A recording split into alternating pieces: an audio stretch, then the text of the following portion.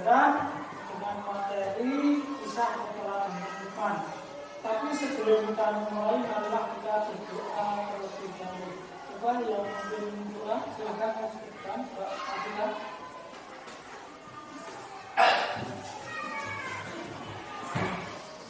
Silakan.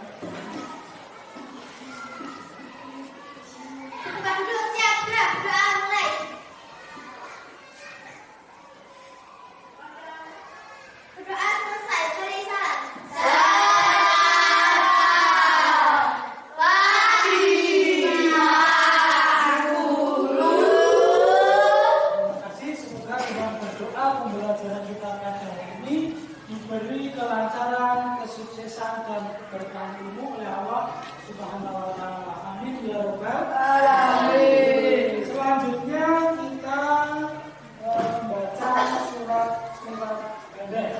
Kita membaca surat An-Nasr.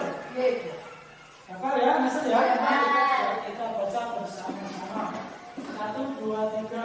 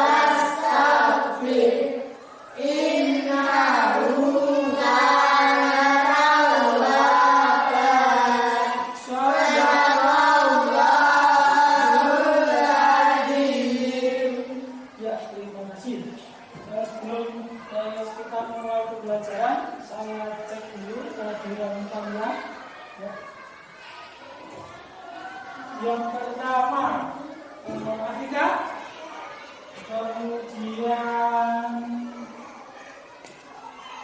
Bayu, Rio, kemudian Cynthia, Afri, kemudian Sahabat, ya terima kasih. Kemudian kebersihan ya, untuk setiap hari kalian yang tiket membersihkan kelas. Masih ada beberapa yang belum disapu, ya, kebersihan kelas, kemudian meja ditata dengan baik, ya, buku ditata setelah digunakan. Agar apa? Ketika suasananya bersih, kita belajar menjadi nyaman. Kalau belajar nyaman, kita akan mudah dalam menerima ilmu yang disampaikan oleh Bapak dan Ibu. Ya, ini sudah bagus. Besok ditingkatkan lagi dalam penataan kelasnya dan kebersihan kelasnya. Ya, pada pertemuan yang lalu kita sudah mempelajari berkaitan dengan kegiatan belajar dalam materi yaitu apa? Kisah keteladanan Numan. Ya.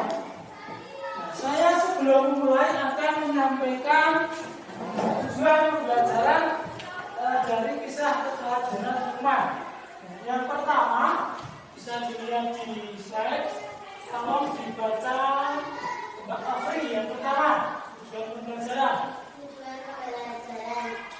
Melalui kegiatan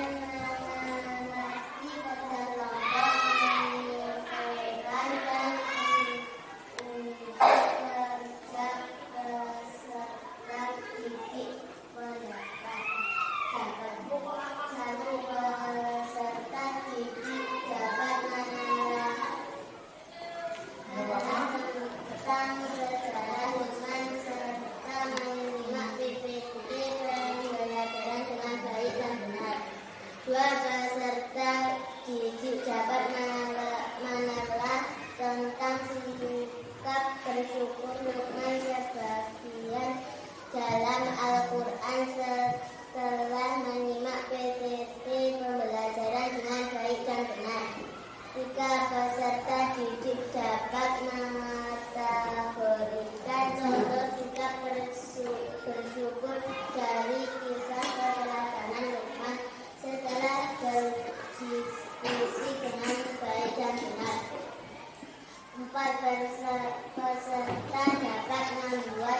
meditasi singkat tentang segera melihat PPT segera Lukman dengan baik dan benar. Ya, cukup. Nomor 5, Mas Dani, silakan dibaca.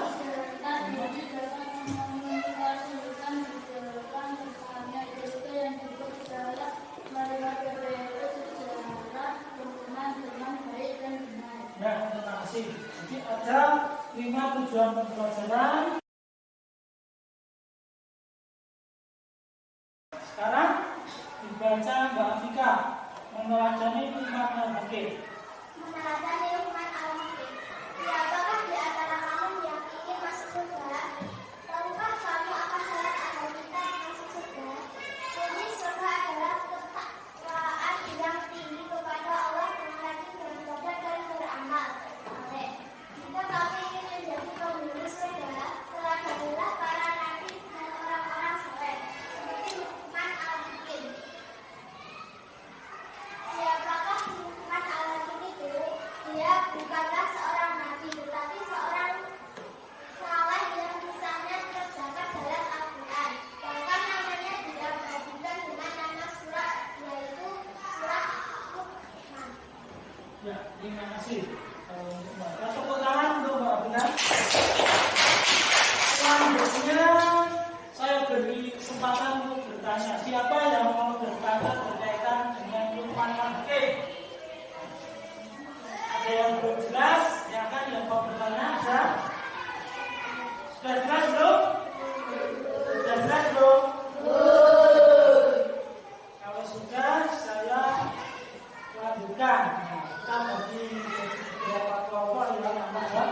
Ini ada materi pembelajaran dan bahan untuk diskusi. Ya, ini satu, kelompok 2, kemudian kelompok 3. Ya, ini. Silakan dibuka, diamati. Yang pertama materi pembelajaran kisah teladan Lukman. Ini sudah ada materi pembelajarannya, ini sudah. Kemudian dasar hukum. Jadi Lukman banyak bersyukur surat Lukman. Kemudian buka halaman atau lembar yang kedua, silakan dibuka. Di situ ada LKPD, kembali ujar peserta didik. Nah, di situ ada nama kelompok, kelompok 1, ini kelompok 1, kelompok 2, kelompok 3 ya. Kemudian nama. Nah, namanya langsung di bawahnya saja, itu ada 1, 2, 3, 4, nanti ditulis itu nama kelompoknya. Kemudian lembar yang ketiga, petunjuk. Nah, di situ ada gambar. Nah, ada gambar yang menjelaskan atau menggambarkan. Di situ ada interaksi antara Ahmad dan Raihan. Nah, silakan nanti dibaca ceritanya, kemudian didiskusikan. Nah, yang pertama, menurut kalian apa yang seharusnya dilakukan oleh Ahmad? Itu nanti didiskusikan setelah membaca, mengamati yang ada di gambar. Kemudian bagaimana tindakan kamu apabila temanmu mendapatkan nikmat yang lebih daripada kamu? Nanti didiskusikan. Kemudian contoh perilaku bersyukur.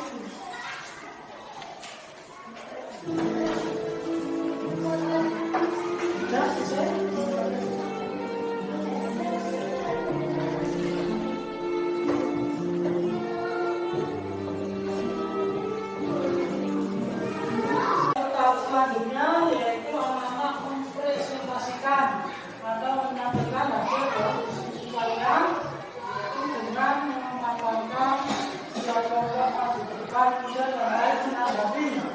Kalau belum jelas silakan dapat bertanya dan mengomentasikan depan. Hasil diskusi kami.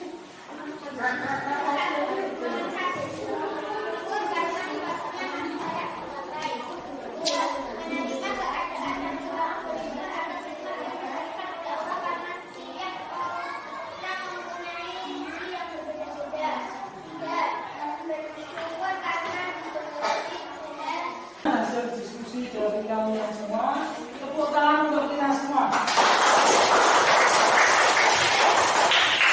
Dari hasil diskusi kita hari ini, setidaknya kita sudah mengetahui isi dari materi yang kita pelajari.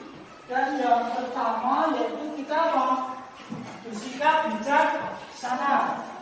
Jadi bijaksana adalah sikap cerdas dan aneh dalam menghadapi sesuatu. Jadi ketika ada orang lain mendapatkan nikmat, kita sikapnya harus bijaksana. Jangan kita iri hati, akhirnya kita menjahili atau istilahnya merusak dari apa yang sudah dimiliki oleh teman. Jadi seperti itu. Kemudian perhatikan anak-anak, nomor 2 suka memberi nasihat kebenaran. Jadi ketika teman kita melakukan suatu kesalahan, kita harus menasihati bagaimana perilaku yang benar. Kemudian selanjutnya, setelah itu kita harus bersyukur terhadap apa yang sudah diberikan oleh Allah kepada kita.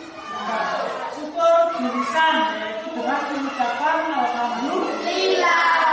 Kemudian syukur dikatakan dengan cara apa? Bersyukur kepada Allah melaksanakan segala perintah-perintah Allah. Itu contoh daripada wujud syukur kita kepada Allah. Ya, terima kasih anak-anak atas pembelajaran hari ini. Ya, sebelum kita tutup, ada pertanyaan anak-anak?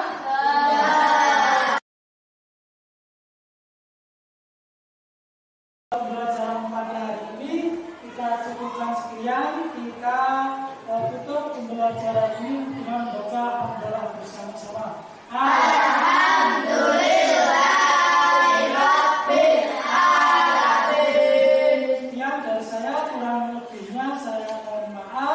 Kemudian pembelajaran berikutnya pada pertemuan berikutnya kita akan ke pertemuan yang kedua, masih membahas tentang pelajaran nikmat, tapi itu pertemuan yang kedua. Kalian akan mengerjakan lembar 3 beserta tugas. Sekian dari saya ini Assalamualaikum warahmatullahi wabarakatuh.